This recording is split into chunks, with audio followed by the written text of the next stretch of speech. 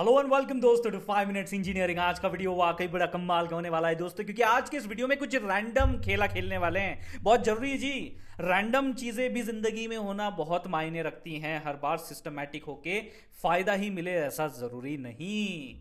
ये शेर नहीं, असलियत बता रहा हूँ। कई कबार बार जो है रैंडम चीज़ें करने में भी मज़ा आता है, और डेटा साइंस की दुनिया में तो ये कई बार ज़रूरी भी हो जाता है। क्योंकि मान लीजिए इनिशियली आपके पास भाई साहब नहीं है data, you don't have data, but you want to do something, you have to practice your skills onto some data, और आपके पास और कोई ज्ञान नहीं है, कहां से डेटा मिलेगा कुछ आपको लेट से पता नहीं है। To just kick start your journey, आपके पास कुछ रैंडम नंबर अगर आ जाए तो, जिसके ऊपर आप प्रयोगशाला अपनी शुरू कर सके, तो रैंडम नंबर्स, यस, कुछ रैंडम चीजें रैंडम मॉड्यूल के साथ numpy की मदद से। चलिए पहले तो numpy को बुला लेते हैं, इंपोर्ट numpy एज np, और उसमें फिर हमारे पास कई वेरिएंट्स होते हैं जिनको एक एक करते हुए अभी मैं आपको ट्राई करके बताने वाला हूं। सबसे पहले तो भैया np.random.rand, मतलब यहां पे आपको float random values in between 0 and 1 output में देखने को मिलती है। अब इसका पहला वाला जो ये वेरिएंट है जिसमें कोई वैल्यू पास नहीं किया है मैंने, अगर राउंड ब्रैकेट देखोगे तो एम्प्टी है, तो इसमें आपको सिर्फ और सिर्फ केवल एक ही वैल्यू मिलती है। You just get one single value as a output which is randomly generated।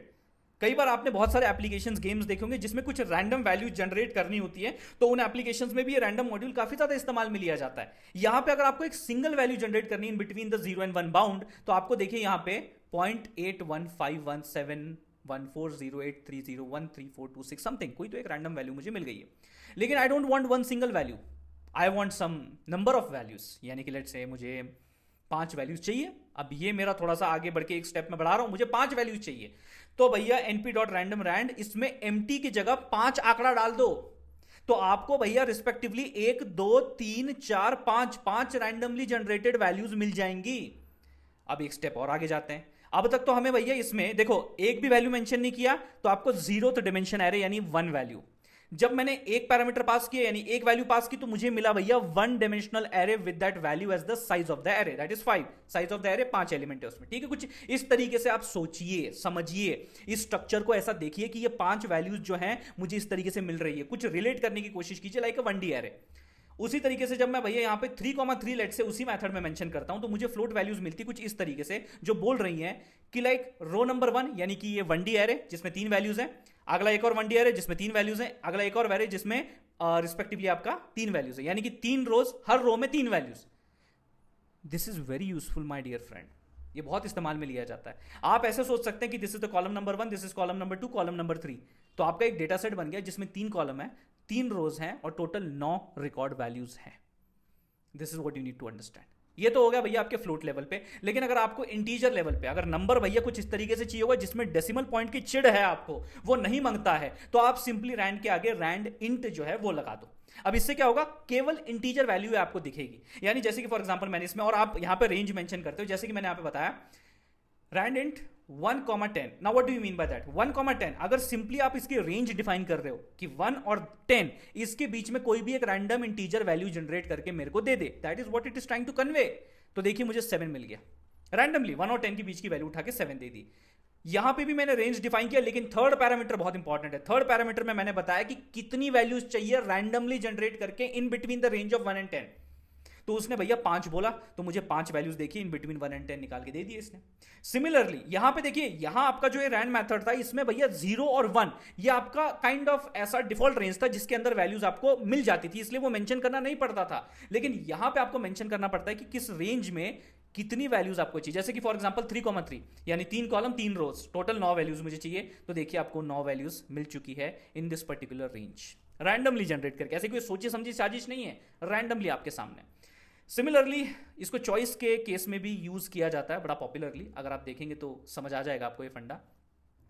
10 20 30 40 50 ये मेरे पास 5 एलिमेंट्स हैं in my numpy array A, और रैंडम चॉइस नाम देखिए, from A numpy help me to make a random choice from array A। जब आपके पास कुछ अवेलेबल ऑप्शंस है, उसमें से मुझे रैंडमली कोई एक ऑप्शन चुनना है, स्पिन द व्हील, तो कहीं तो एक रैंडम वैल्यू आनी है, तो वो चॉइस के जरिए आप कर सकते हो कि randomly choose a value. Out of this available element. अपने मन की कुछ मत सोचना, ना मैं तेरे को रेंज दूंगा, ना मैं तेरे को बताऊंगा कितने एलिमेंट जनरेट करना है, मैं तेरे को केवल एक एरे दूंगा, उस एरे तक ही तेरा काम जो है सीमित होना चाहिए, उसमें से कोई भी एक रैंडमली वैल्यू चुन के मेरे को दे दे। That's how the random nature comes into action.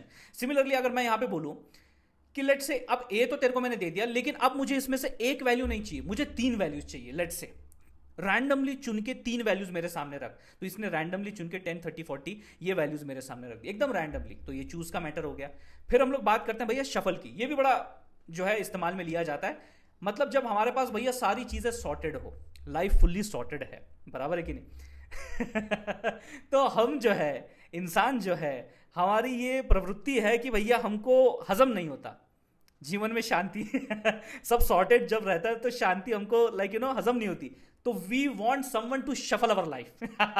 तो वैसे ही भैया ये भी कर रहा है, ये भी रैंडम का जो शफल मेथड है बेसिकली, ये भी वही करने की कोशिश कर रहा है कि आपका ये गिवन एरे जो कि लेट से सॉर्टेड है, इनिशियली मैंने जानबूझ के सॉर्टेड लिया है, नहीं तो आप बोलोगे सर पहले भी शफल था बाद में भी शफल है, इसमें कौन सी बड़ी बात है।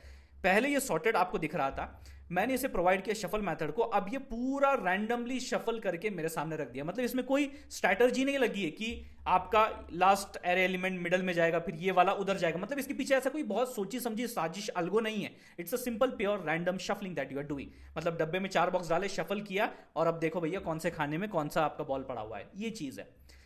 एक बहुत इंपॉर्टेंट चीज जो आपके बड़े काम में आएगी during the generation of numbers for your data set, जो आप इनिशियली करोगे आगे चल के, डोंट वरी, वो भी मैं आपको दिखाने वाला हूं। ये तो एक इनिशियल आइडिया है रैंडम मॉड्यूल की जो मैं आपको देना चाहूंगा इस वीडियो के माध्यम से। आगे तो और काम करना है अपने को। जब मैं इंटीजर वैल्यू 1 to 100 इस रेंज में 5 नंबर जनरेट करने की बात कर रहा हूं, तो इसने मुझे 5 नंबर जनरेट करके दे दिया। But what do we mean by this random seed value 42? एक काम करता हूं, मैं इसे कॉपी करता हूं और इसके सीड के बिना जो है इसे इंप्लीमेंट करके देखता हूं। सीड के बिना जो है मैं इसे इंप्लीमेंट करके देखता हूं। थोड़ी जगह छोड़ देते हैं, चलो इसे रन करते हैं। 17, 91, 46, 63, गुड। 79, 78, 29, अरे यार ये तो चेंज हो रहा है हर बार यार अगर मैं रन कर रहा हूं, on every run my data set is changing, मेरे आंकड़े खो जा रहे हैं। अब आगे चल के जो भी लेट से इतनी मेहनत करूंगा, ट्रेनिंग करूंगा, प्रक्रिया इवेल्युएट करूंगा, और मुझे अगर डेटा देखना होगा, और अगर मैंने डेटा एग्जीक्यूट कर दिया, कोड रन कर दिया, मेरा डेटा गया। देखो ये देखो ऐसे गया डेटा, ये देखो। ऐसी जगह पे फिर सीड वैल्यू आपकी मदद करती है कि जब मैं यहां पे सीड वैल्यू यहां पे कोई ले लेता हूं, जैसे 42 मान लीजिए, तो for every time you will get this same number combination. अगर मैं ये नंबर चेंज कर दूं देन कॉम्बिनेशन विल चेंज, लेकिन that combination will remain constant for every run for that seed value 41। This is the importance of this seed value that you need to understand. ये कुछ basic बातें थी जो कि random module के regarding आपको पता होनी चाहिए थी। होपफुली आपको समझ में आ गया होगा। लाइक कर दीजिए इस वीडियो को, शेयर कीजिए अपने सारे दोस्तों के साथ। 5 मिनट्स इंजीनियरिंग को सब्सक्राइब कीजिए। मिलते हैं जी अगले वीडियो में।